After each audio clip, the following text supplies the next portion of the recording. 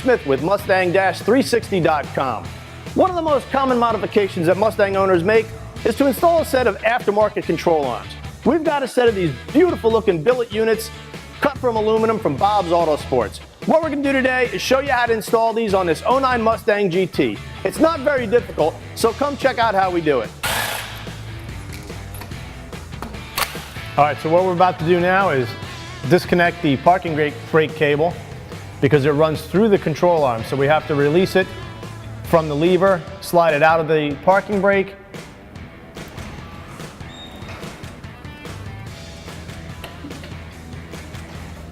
And once it's removed, we can slide it away from the control arm. It'll be out of the way and we can do the control arm swap. Okay, so we've got the Mustang GT up in the air. We've disconnected the parking brake cable and we have the rear supported with a pole jack. This way, the load is off the arm and we can loosen the bolts for the arm and take the arm out of the car. So let's go ahead and break these free and then get the bolts out.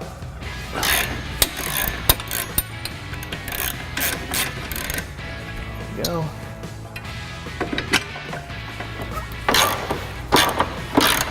And we'll get the front one next. Left the back bolt in so the arm doesn't go flying out. All right, so let's get the nut out. Take this nut out. And then the control arm comes out of the car. As you can see, the factory control arm is just a piece of stamped steel with rubber bushings, and there's often a lot of deflection in the rubber bushings, as you can see. You can see these are kind of worn out. Car has a few miles on it. And one of the advantages of going to an aftermarket control arm is that you'll have polyurethane bushings that are a little bit stiffer, they don't deflect as much, and that'll transfer more horsepower to the ground. All right, so it's always important to throw a little grease on your polyurethane bushings anytime you install new control arms. This will help the arms move up and down smoothly and also prevent that squeak that everybody can't stand. So we're good and greased up, as you can see. Got the front one done, and we'll put these arms up into the car. Man, these things are light.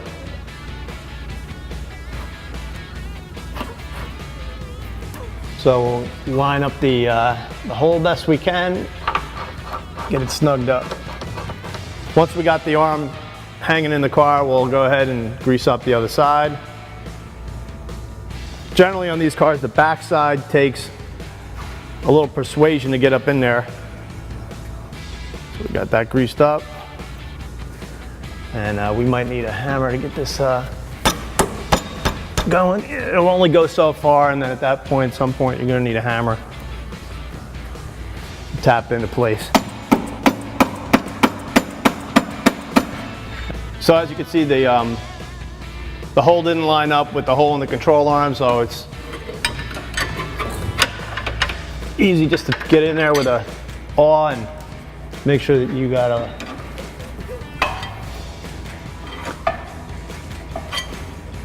good line up there so the bolt goes in smoothly. So even though we have the arm in place and we have the hole lined up by the eye, the bolt probably will not want to slide in, which it doesn't, so I'm going to give it a little tap, get it started. Control arm bolt is held in place with this nut that has the handy tab on it already installed. It stays in the car.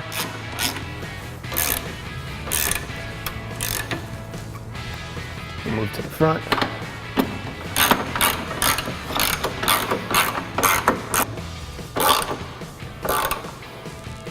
So the last piece of the puzzle is attaching the brake cable, which is important. So we'll run that through the control arm, up into the bracket.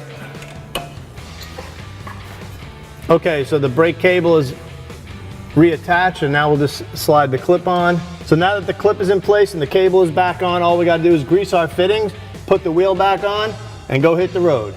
We're gonna just connect the grease gun to the Zerk fittings, give it 3 pumps, and that's all she wrote.